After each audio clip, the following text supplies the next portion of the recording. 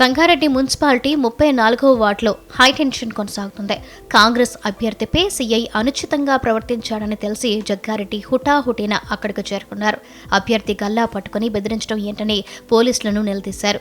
పోలింగ్ను ఆపేయాలంటూ బూత్లోకి దూసుకువెళ్లే ప్రయత్నం చేశారు. పోలీసులకు జగ్గారెడ్డికి మధ్య వాగ్వాదం జరిగింది. ఈ వివాదం కాంగ్రెస్ నేతలు కార్యకర్తల మధ్య తోపులాటకు దారితీసింది.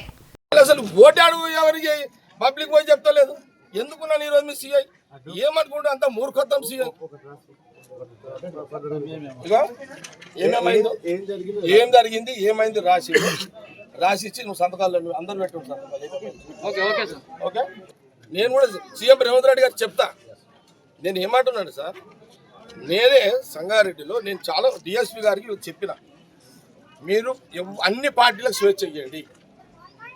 మా ఊళ్ళో కూడా చెప్పిన, మనం గవర్నమెంట్ ఉన్నాం కదా పోలీసుని ఉపయోగించండి.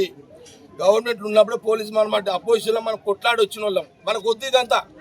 మన పోలీసు వాళ్ళతోటి మన కొట్లాడవద్దు, పంచాయతీ వద్దు.